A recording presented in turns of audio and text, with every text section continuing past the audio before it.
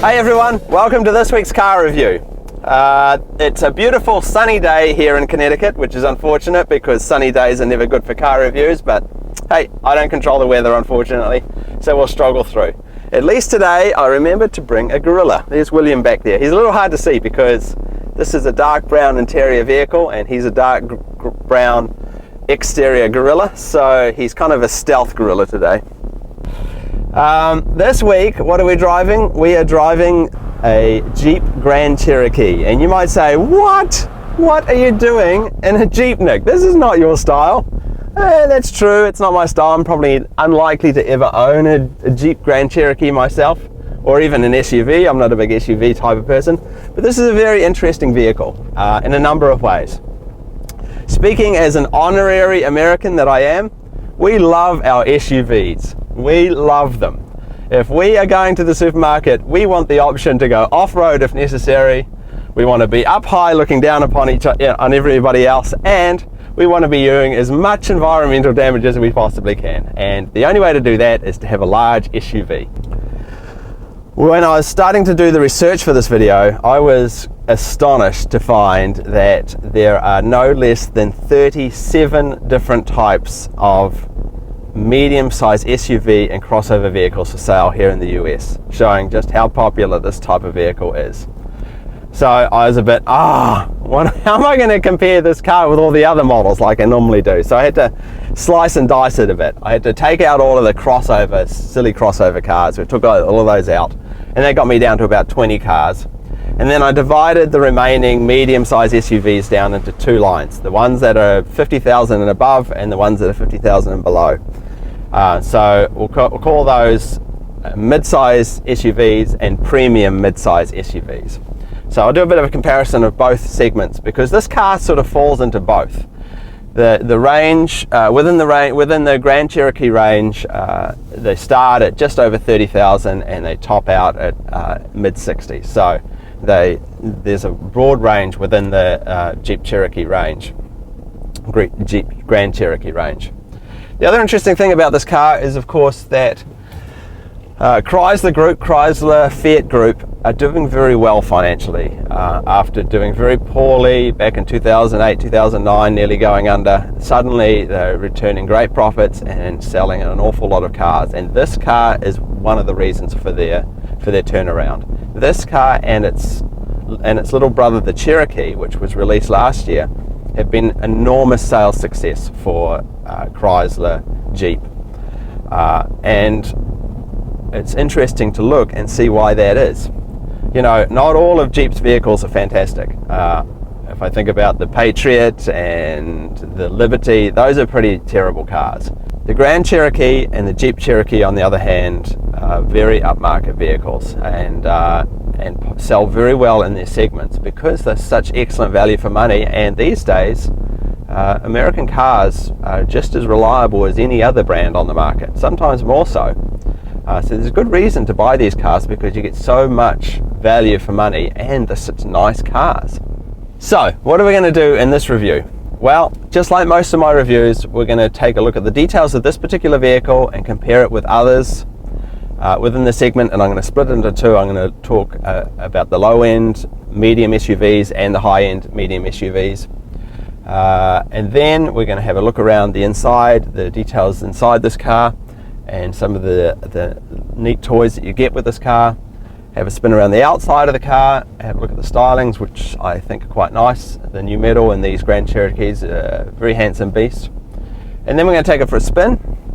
And when I take it for a spin, I'm going to try and once again look at some of the toys that you can get with this car. In particular, I'm interested in trying out the adaptive cruise control, which I had in my 911, which I loved and I don't have in my M3. So I want to talk a little bit about adaptive cruise control, what it does and how well it works, because it's one of my favorite toys. And that should be about it. So on with the review. So what is this beast that we're driving? Well, as I said before, it's the 2015 Jeep Grand Cherokee, which comes in 8 trim levels, and this is near the top. This is the Summit trim level, which gives you just about every single toy there is. On top of that, this has the optional 5.7 litre Hemi V8, which bumps up the price another couple of thousand as well and guzzles a whole lot more gas. That 5.7 V8 is a little more powerful, of course, than the base model. It's pumping out 360 horsepower and 390 foot-pounds of torque, I believe. Yep. It's got the 8-speed gearbox, and it can do a reasonable 0 to 60, believe it or not, for its heft. It's 6.5 seconds to 0 to 60 or 0 to 100 kilometers an hour, despite the fact that it is a whopping 5,000 pounds. I guess it's helped along by the fact that it's got an 8-speed gearbox, which is a big improvement to the previous gearboxes in these things. And otherwise, as expected, fuel economy is terrible. 14, 22, nothing to write home about there.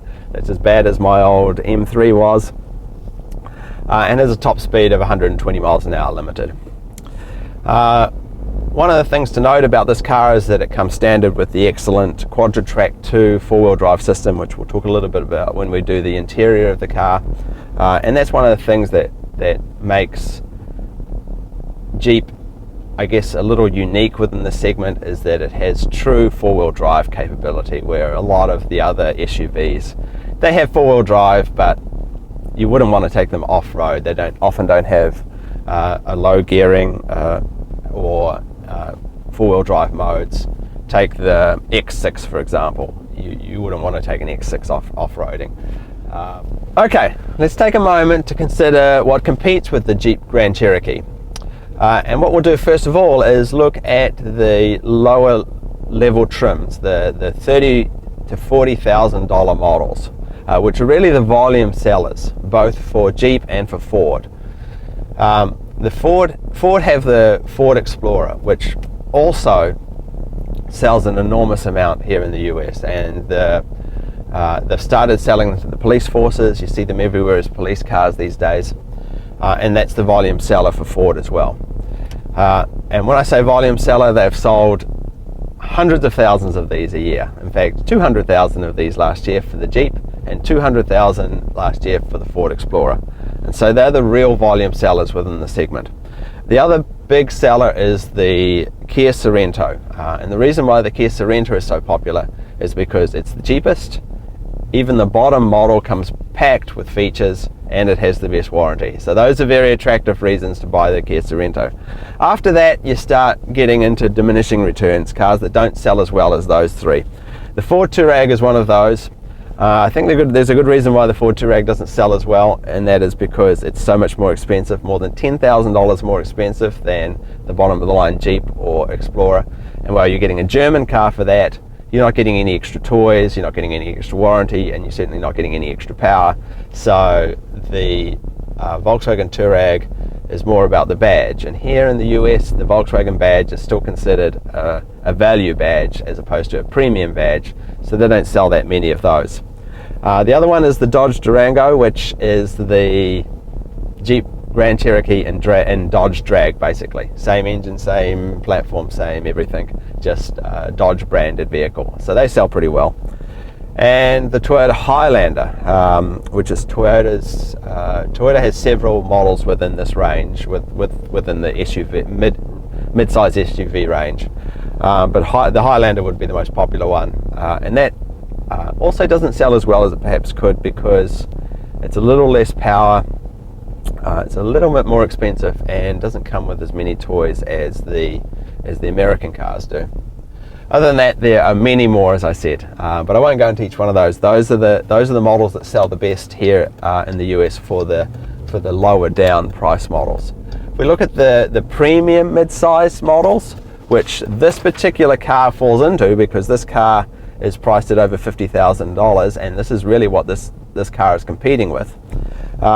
You're starting to look at these luxury mid-size, and the one that comes to mind is my favorite, of course, the Cayenne S with 420 horsepower. But that car starts at $74,000. And if you spec that car to as close as you can to the same specs as this Jeep, it comes in at over $100,000. So there's a big premium for having that Porsche brand and the Porsche build quality and the Porsche everything that comes with Porsches. After that, you've got the BMW X5, which sells very well here. In the V8 form, with the turbocharged engine, you're getting 445 horsepower. You're getting a lot more horsepower in the BMW. Once again, it's a lot more expensive, 70,000 before you've ticked any options. Once again, to bring the BMW up to the same spec as this Jeep is in the 65,000, sorry, is in the 85,000 range. And of course, then there's the Mercedes-Benz M-Class, which started this whole thing. If you remember back in the late 90s, Mercedes was one of the first after Range Rover to introduce premium SUVs, and they sold so many of those M-Classes, and they're still doing well today, and they're great cars, the Mercedes M-Class. I love them. They don't really have one that competes directly with this car. The ML400 is the closest I can think. It's a little less horsepower, 330 horsepower, but it's a little cheaper, 62,000 before you add options. Once it's well optioned like this Jeep, you're in the sort of mid-70s range. So the Mercedes-Benz is pretty good value, even though it's a little less powerful than say this Jeep. And the worst one, by a long margin, is that terrible Lexus GX, which, while it has some redeeming qualities, it's got pretty good build quality, they're pretty reliable, they've got a good warranty. They are ghastly to drive. They have no feel at all in the steering. The engine doesn't make a great noise. They are sluggish, they're heavy, they handle badly. They are, if you're buying a mid-size SUV, you really need to take the GX 460 for a drive just to see how bad they can actually be. Once you've driven that car, all other mid-size SUVs feel so lively and well put together in comparison. So yeah, I'm very disappointed in Lexus's effort at this time, but it is cheap. It is cheaper than this car, but of course in that base model, $50,000 model Lexus, you get nothing. You don't get satellite navigation, you don't get keyless entry, you don't get anything. So you need to spec it up, and you need to spec it up to get it to the same level as this Jeep. You'd be once again spending in the mid-60s and still not have anywhere near as much horsepower or driver involvement whatsoever. Okay, let's stop in the shade here for a moment and take a tour of the inside. As I said before, this is the Summit trim, so this car is loaded with lots of toys. The Summit trim pretty much gives you everything, which is great because we can go over those right now. First thing I'll say about the interior is the quality of the materials is very high. Everything you touch is soft touch, high quality materials. There's nothing really hard plasticky unless you get around the edges. You know, this feels like a premium German car inside in a lot of ways. Even the smell, it's a nice, well, this is a brand new car, so I guess it's always going to smell new, but yeah, it's got a nice leathery smell to it. But yeah, the feel of the materials and the way when you touch the buttons and the levers and so forth, they've all got a solid feel to them. So this certainly feels like a premium vehicle inside. If we take a look from the left to the right, as I said before, the materials are good. This is all soft touch up here. It's got nice sort of fake wood grain here. Regular buttons for the windows and so forth, and a button up here for your folding mirror for extra speed. Moving around, light controls. The steering wheel is a big thick steering wheel. It's a heated steering wheel with multiple adjustments, up, down, forward, back, all electric. The buttons on here control this big display in the middle. You can flick through all the vehicle settings and have whatever you like displaying there, fuel economy and so forth. Or, as I like to have, just, where is it? There it is, just a big speedometer.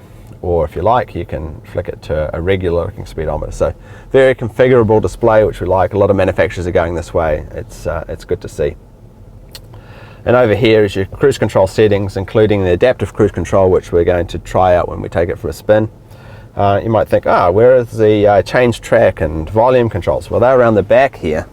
There's little buttons down the back here which change your volume and change your source. Around here is where you change your track and so forth. And little buttons for manual shifting of that 8-speed gearbox. Moving on to the infotainment system. it's pretty good. It's a pretty good infotainment system. It's very well. One of the best things about it, it's easy to use. Yeah, I jumped in this car and I knew how to use it straight away.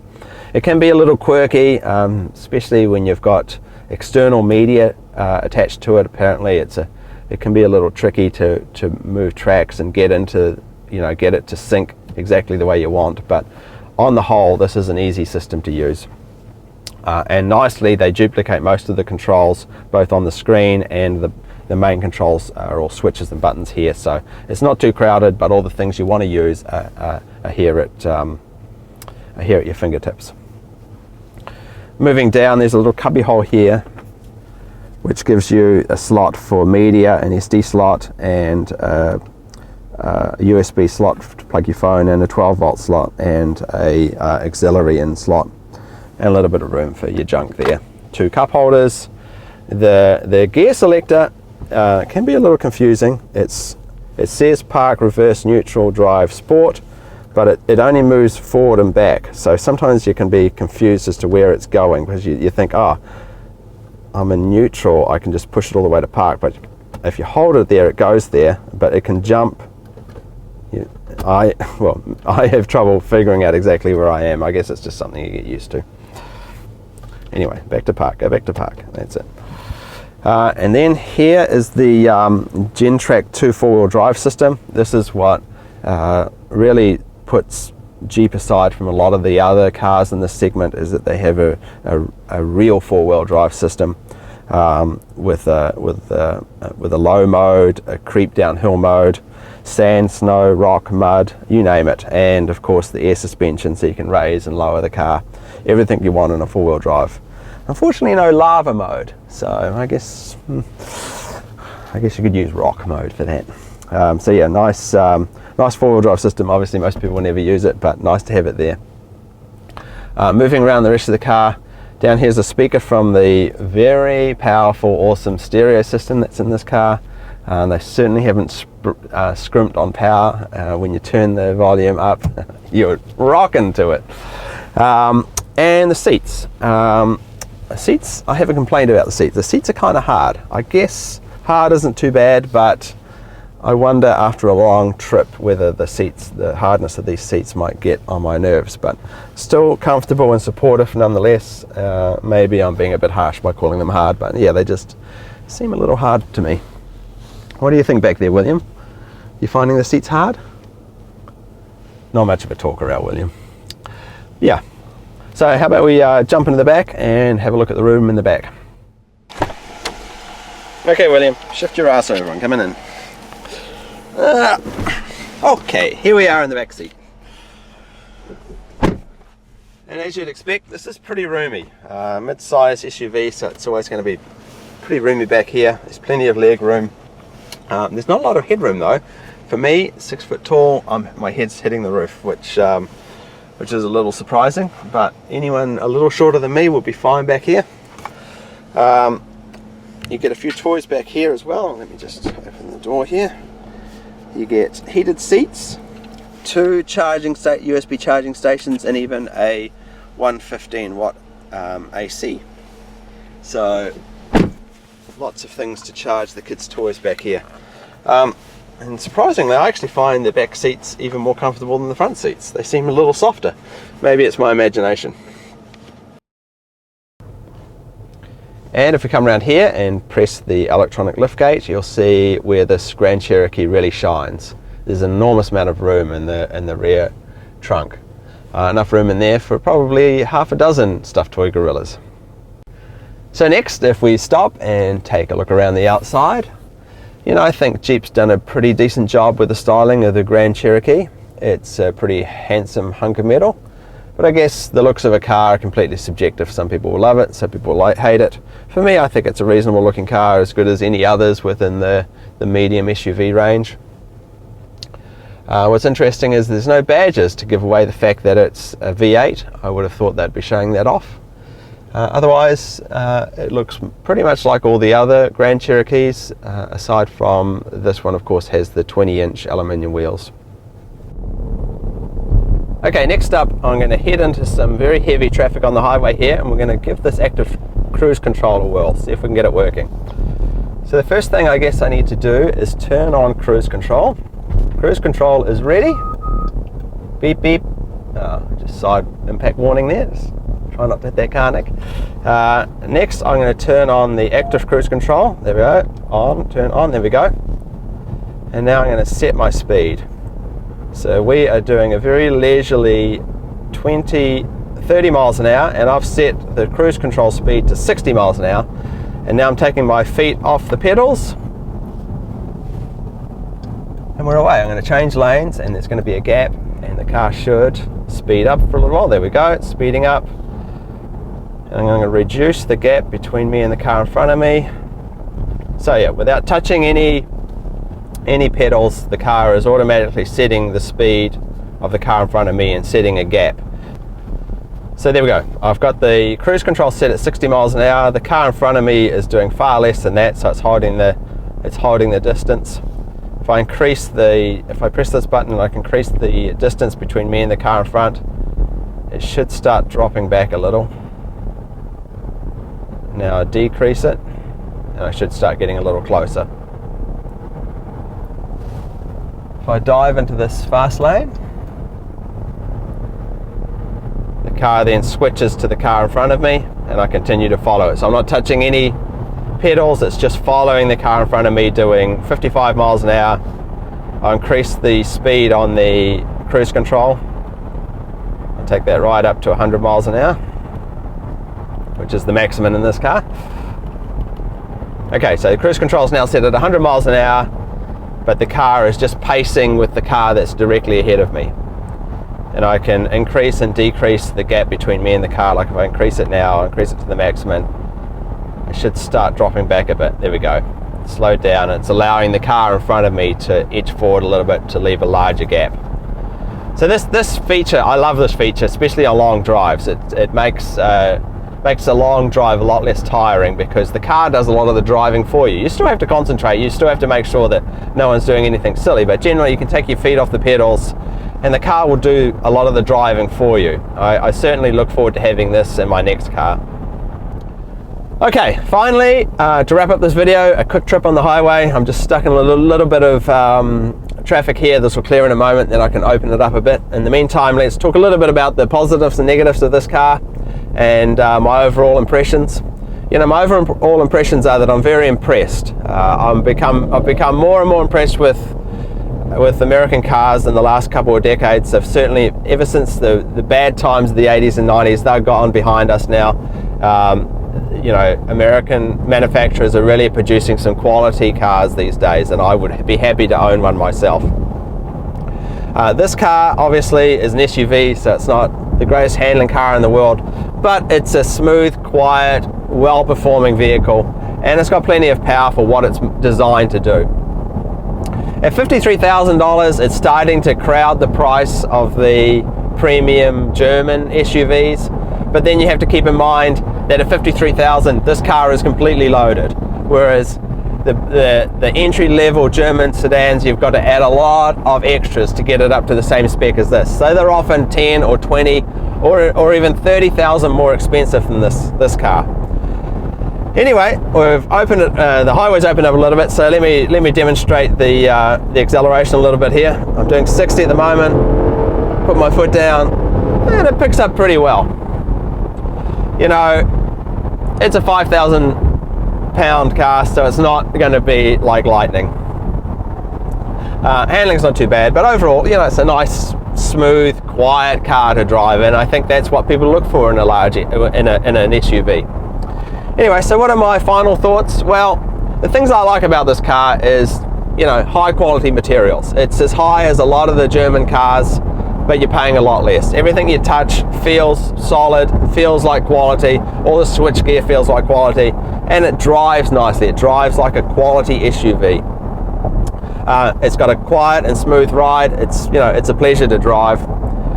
It's got genuine off-road ability. Unlike a lot of SUVs, this car has the low modes and the different traction modes that if you should take this off-road, you can be pretty confident this is going to perform pretty well.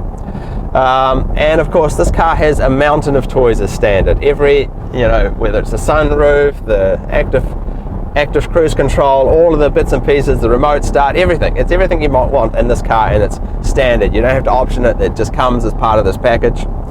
But most of all, this car is just fantastic value for money. Even at this level, this $50,000, $50,000 for a Jeep, Nick, you got to be crazy. But at $50,000, you're starting to compete with the premium sedans, and it does premium SUVs, and it does a great job of that. So overall, I'm very impressed. What needs improvement? What are the bits I don't like so much? Well, I think they really need to find some, put some turbocharged gasoline engines in these Jeeps, like Ford's doing. Those Ford turbo engines give those large SUVs a bit more torque that they need for such a heavy vehicle, and they sell very well. And I'm sure Chrysler, Jeep will find themselves or build some. And I'm sure Chrysler Jeep will release turbocharged engines sooner or later, if for nothing else, just to improve the fuel economy. But of course, it will also improve the torque and make them an easier car to drive. Another, not a complaint, but a concern is the hardness of the seats. I don't know whether other people would find the same thing. I think it's, I kind of expect my SUV to have, lazy boy seats or something similar. Drove a Buick Enclave the other day, and that was like sitting in my sofa at home. Maybe that's going a bit far, but yeah, these seem a little hard to me. Maybe it's just my imagination. Another area for improvement is still the infotainment system. Even though it's excellent, it can be a little finicky, especially when trying to load media off a smartphone and so forth. There's more pressing of buttons and tinkering around that needs to happen than is necessary. It doesn't just automatically load things and off you go. And finally, and strangely, color choice. There's only 6 colors available at the time of this review for the Jeep Grand Cherokee. And those colors are all fairly dark, fairly bland colors. They're nice colors, but there's no exciting colors. The brightest color in the range is a red. The rest are all grays and blacks and variations on that theme. So whoever decided the color choice for the Jeeps must have been having a depressing day. So yeah, I'd like to see more colors, especially in these more expensive, higher trim models. You should be able to get, blues and greens and maybe the occasional yellow every now and then. I don't know that anyone would buy one in yellow, but yeah, some blues and greens and more lively colors, I guess. But yeah, that's the end of my review. I hope you've enjoyed it. Any questions about the car or any questions to me, just put them in the comments below or email me. I'll leave my email address at the end of the video. Thanks for watching, everyone, and I'll see you next week. Bye then.